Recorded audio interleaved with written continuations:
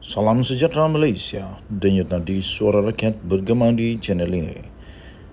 Jangan lupa tekan butang subscribe, like dan share. Malaysia kita punya, cintai Malaysiaku, kita jaga kita.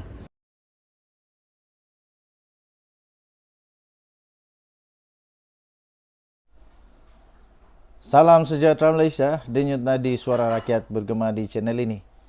Tuan-tuan dan puan yang dihormati sekalian, Wan Saiful Wanjan, seorang manusia yang sudah jadi kluster mahkamah, sudah pun didakwa di mahkamah dan kalah lagi di mahkamah. Baru-baru ini dia merayu supaya digugurkan kes dia, kalah, ditolak mahkamah, mentah-mentah ditolak mahkamah dan pendakwaan itu diteruskan. Cuba-cuba dia nak jadi hero, cuba-cuba dia nak tunjuk hebat, tapi sayang sekali Wan Saiful kena sekolah. Wan Saiful kena sekolah dengan agak teruk dan juga agak best. Kerana itu tuan-tuan dan puan, kasih share video ini supaya ramai orang nampak bahawa kalau nak jadi hero kena pakai otak. Kalau nak jadi cuba-cuba nak tunjuk hebat, nak kena pakai otak. Bukan sembarang cakap, bukan sembarang arah. Sebab dengan arahan, dengan cakapan yang tak masuk akal, akhirnya sendiri kedapatan tak pakai akai. Dan tak ada akai, dan pendek akai. Hak itulah. Sebelum cakap, nak kena fikir dulu. Wan Saiful, tiba-tiba dia muncul, dia suruh untuk menteri komunikasi dan multimedia dan digital untuk letak jawatan. Dia tiba-tiba suruh letak jawatan hanya kerana satu konsep kontroversi kumpulan The 1975. Malangnya dia tak pakai fikir dia tak pakai akai dia bahawa benda tu di luar kawalan daripada menteri ni. Kalau menteri tahu awal-awal, memang of course lah manusia di dunia ini semua akan halang. Awat, Wan Saiful, hang tahu kah bila nak jadi kejadian tak elok, bila nak jadi, kalau hang tahu maknanya hang ni malaikat ataupun hang ni Tuhan. Tahu. Jadi Wan Saiful kena sekolah. Jika Wan Saiful didakwa rasuah, logikkah Menteri KDN letak jawatan? Aduh. Timbalan Menteri Komunikasi dan Digital, iaitu Teo Ni Ching, telah menolak desakan Ahli Parlimen Bersatu yang sekarang ini kluster mahkamah, Wan Saiful Wanjan. Sudahlah kluster mahkamah, tak sedar diri, duk bising lagi. Lebih baik diam-diam lah. Nanti fokus dengan kluster mahkamah kamu tu. Fokus dengan kamu punya pendakwaan. Nanti duk sibuk dengan hal orang sendiri. Tak fikir pula. Desakan beliau supaya Fahmi Fadzil, iaitu Menteri Komunikasi dan Digital, supaya meletak jawatan. Berikutan kontroversi kumpulan The 1975. Tapi memang saya pun saya tak setujulah dengan apa yang kumpulan ni buat. Adakah kalau nak buat benda pelik-pelik, bukan dekat Malaysia. Malaysia negara berdaulat, ada undang-undang. Kita sudah ada undang-undang, hormati. Lepas ni padan muka The 1975, lepas ni gam lah terus. Tak payah suruh datang Malaysia lagi. Ramai lagi artis yang bagus-bagus yang pandai hormati negara Malaysia. Tapi untuk nak suruh kita punya Menteri Komunikasi letak jawatan hanya kerana ini, tak logik langsung. Apa kena mengena dengan dia? Ini bagi contoh. Teo berkata gesan sedemikian tidak logik. Saya bagi contoh. Cuba Wan Saiful jawab. Ini contoh daripada timbalan menteri ini. Dia kata, adakah Wan Saiful akan meminta Menteri Pengangkutan pula meletak jawatan jika ada yang melanggar had laju atau peraturan jalan raya? Ramai orang Malaysia yang kena saman kan? Ramai rakyat Malaysia yang kena saman kerana had laju. Lepas ramai juga pelancong-pelancong yang mandu tanpa ikut undang-undang Malaysia. Patutkah Menteri Pengangkutan letak jawatan? Patutkah? Ataupun, kita tanya Wan Saiful. Di negeri-negeri yang ditadbir oleh Kerajaan Perikatan Nasional atau PAS atau Bersatu, Yang penting Perikatan Nasional lah. Kalau ada kesilapan daripada orang-orang, sanggupkah menteri-menteri di jajahan, di tempat pemerintahan Perikatan Nasional untuk letak jawatan? Sanggupkah menteri-menteri ini untuk letak jawatan? Itulah cakap pikir dulu. Nanti kena lubang hidung sendiri susah. Kan betul? Betul tak? Logik tak? Kalau dia minta begitu, ada kawan Saiful dapat jawab itu. Kalau ada orang kena saman, melanggar had laju, undang-undang jalan raya, perlukah menteri pengangkutan letak jawatan? Perlukah menteri dalam negeri meletak jawatan sekiranya ada orang awam mencuri atau disyaki rasuah, kemudian didakwa di mahkamah seperti yang berlaku kepada Wan Saiful? Ini lagi best lah. Ini lagi best contohnya. Wan Saiful sudah didakwa di mahkamah, kerana dia disyaki rasuah, penyelewengan, salah guna kuasa dan. Patutkah untuk menteri dalam negeri letak jawatan? Cuba jawab. Kalau patut, ini salah Wan Saiful lah. Kalau patut menteri dalam negeri letak jawatan kerana disyaki rasuah, ada orang yang disyaki rasuah. Kalau betul menteri dalam negeri perlu letak jawatan, ini salah Wan Saiful lah. Sebab Wan Saiful lah yang menyebabkan dia letak jawatan. Sebab Wan Saiful sudah didakwa di mahkamah. Patutkah begitu? Tak patut kan? Jadi itulah, cuba-cuba nak jadi hero, kena sendiri. Dia merujuk, Timbalan Menteri itu merujuk kepada 2 pertuduhan kes rasuah Wan Saiful berhubung skandal Jana Wibawa. Ini sudah sah tahu, masuk mahkamah sudah. Pada hari Jumaat, kita tahu inilah kejadian yang terjadi di dalam konsert itu, tapi saya tak peduli yang itu. Yang penting kita gam kumpulan ini, jangan bagi datang Malaysia lagi. Okey. Jadi saya fikir Menteri Komunikasi dan Digital sudah pun belajar daripada kesilapan ini, dan selepas ini tak akan ada lagi the 1975 ini. Ini mencetuskan banyaklah, tapi tindakan daripada menteri serta-merta harus dipuji, iaitu Fahmi telah mengarahkan pembatalan serta-merta festival itu. Manakala kumpulan berkenaan dilarang membuat persembahan lagi di Malaysia. Padan muka. Tahniah. Inilah yang kita mau. Bila sudah dapat kesan kesilapan di sana, perbaiki. Nama dia damage control. Wan Saiful, anda perlu tahu nama dia damage control lah. Nama dia damage control, dan keadaan-keadaan seperti itu manusia biasa tak dapat nak ramal ya. Jadi Wan Saiful Wanjan, benda-benda begitu tak boleh ramal. Kalau boleh ramal, mungkin itu daripada Bersatu ataupun daripada PAS yang boleh ramal masa depan. Jadi selepas itu, untuk mengelakkan daripada kena suruh letak jawatan kerana perkara-perkara yang tak boleh diramal, kerana perkara-perkara yang tak boleh dikawal, selepas ini menteri-menteri dalam PAS kena lebih belajar lagi untuk meramal masa depan lah. Begitu saja. Okey. Jadi apapun, tahniah diucapkan kepada kerajaan negara Malaysia yang bertindak cepat untuk tidak lagi membenarkan, menghentikan serta-merta festival ini. Dan sekali lagi kepada semua ahli politik, kalau nak bersuara pakai otak dulu. Jangan terus-terus hentam saja, nanti sendiri terkena. Kan dah kena sekolah. Kita jumpa lagi. Bye-bye. Salam sejahtera Malaysia, denyut nadi suara rakyat bergema di channel ini. Tuan-tuan dan puan-puan yang dihormati sekalian, nampaknya Tun Mahathir semakin terdesak pada usia dia yang semakin menemui Tuhan Yang Esa. Mahathir semakin mengada-ngada, semakin tiba-tiba menjadi-jadi. Tiba-tiba Mahathir seolah-olah dah tak ada harapan lagi, sampai sanggup buat apa saja, termasuklah dia tak rasa malu lagi lah. Tak rasa malu lagi sampai Mahathir sanggup untuk membelakangkan prinsipnya. Dulu dilaung-laungkannya itu ini. Sekarang dah apa jadi? Terpaksa jilat ludah sendiri, terpaksa ludah ke langit kena muka sendiri, terpaksa muntah kat lantai jilat sendiri.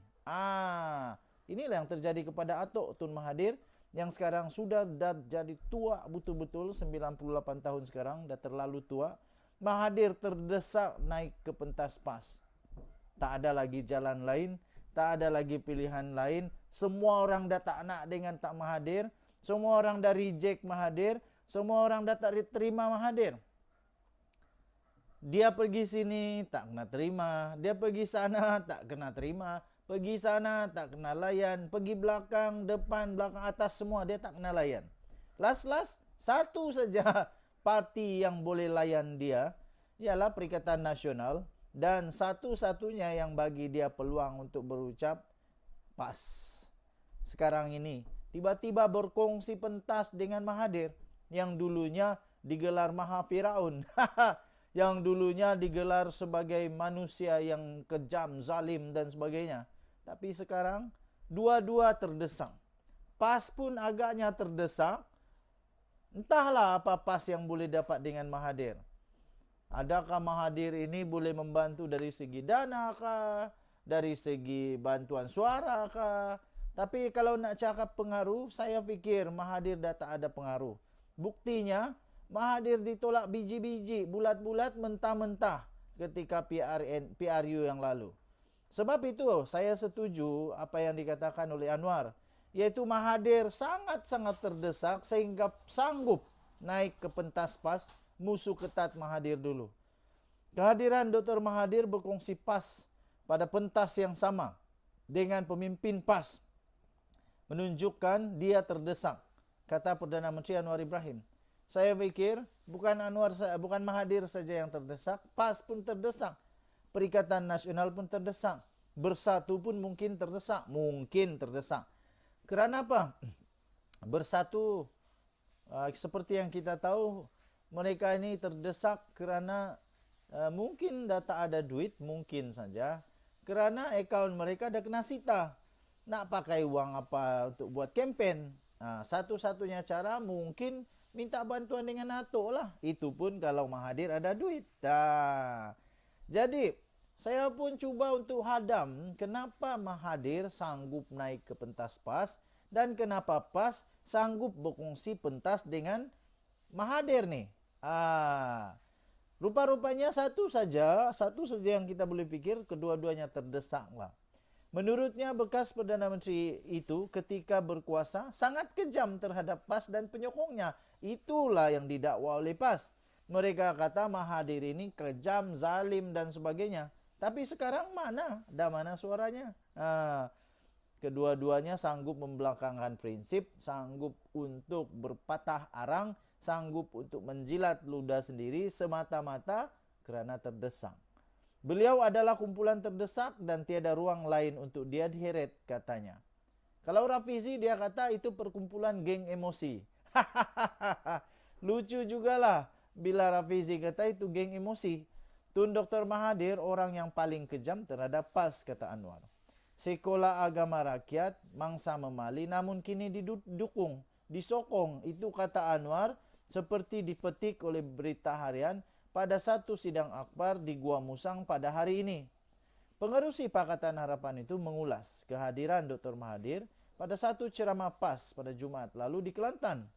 Untuk rekod, tragedi Memali merujuk kepada perselisihan di antara penyokong PAS dan pendakwa Ibrahim Mahmud atau dikenali sebagai Ibrahim Libya dengan pihak polis di Baling Kedah.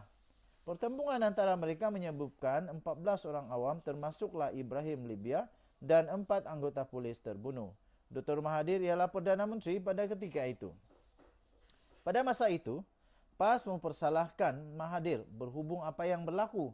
Manakala bekas Perdana Menteri itu pula mendakwa, ia sebenarnya adalah kesalahan Hadi Awang yang didakwa telah meniupkan angin untuk keganasan melalui amanat Hadi pada tahun 1981. Dah sekarang ni dah lupalah. Lupakanlah semua itu.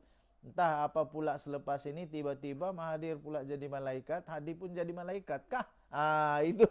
Itulah yang mungkin akan terjadi, kita tengoklah nanti macam mana. Tapi yang pasti dulunya mereka memang tak bengam lah. Yang satu salahkan ini, yang satu salahkan, yang satu kejam, yang satu menjadi mangsa, macam-macam lah. PAS mendakwa operasi Angkara dilancarkan pihak keselamatan ketika itu bermotifkan politik untuk membendung pengaruh Ibrahim yang luas dalam pengikut PAS. Anggota PAS yang terkorban dianggap syahid oleh PAS. Pada Jumaat lalu, Dr. Mahathir memberitahu ribuan orang yang berhimpun di Stadium Sultan Mahmud keempat di Kota Baru bahawa Perikatan Nasional bakal menyapu bersih kemenangan PRN di semua 6 negeri termasuk 3 negeri di bawah penguasaan PH pada ketika ini. Saya pernah dengar bahasa ini, saya pernah dengar kenyataan ini dari Mahathir.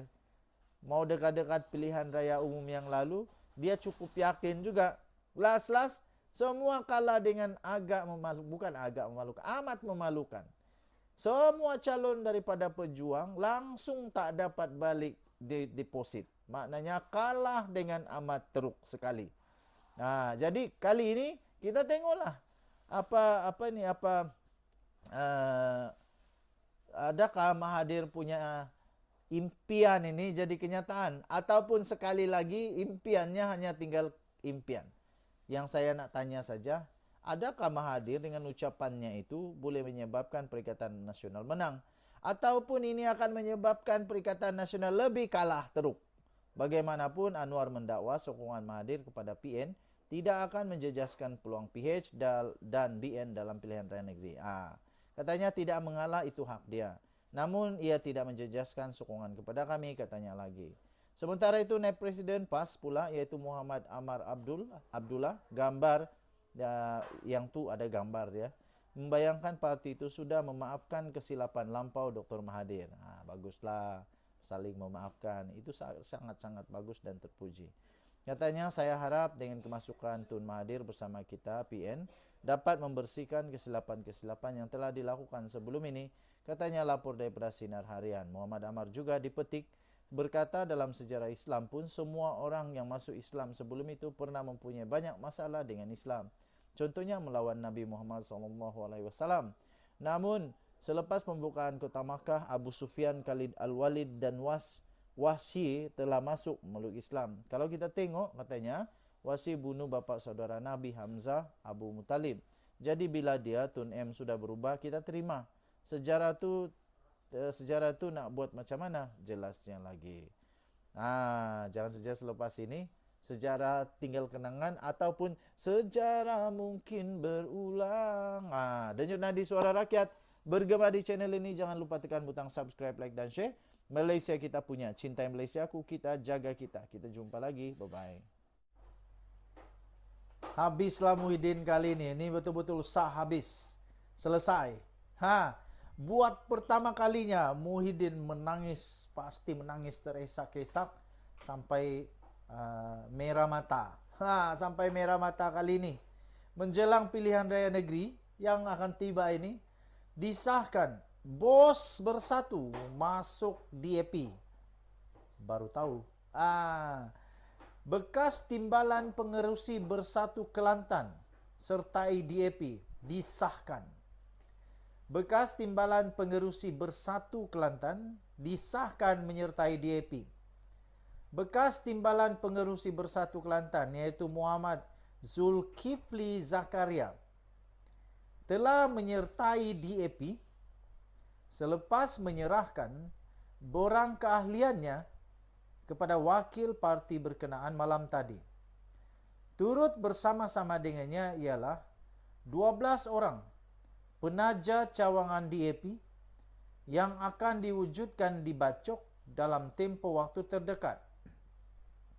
Muhammad Zulkifli berkata ketika ini sudah ada 2 cawangan DAP dalam kawasan Dun Pantai Irama di Parlimen Bacok dan banyak lagi cawangan akan diwujudkan di dalam kawasan Dun Jelawat serta Tawang yang juga berada dalam kawasan Parlimen Bacok.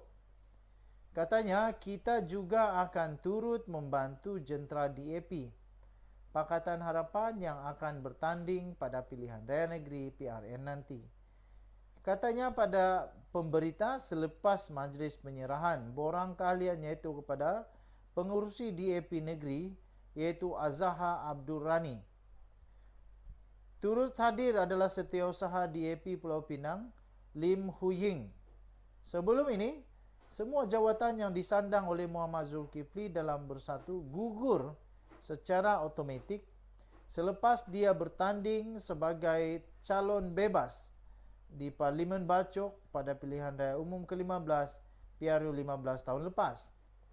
Sementara itu, Azhar berkata pihaknya meletakkan harapan tinggi agar calon dari parti itu diberi peluang untuk bertanding mewakili Pakatan Harapan bagi merebut kerusi DUN Kota Lama pada pilihan raya negeri PRN Kelantan bulan depan.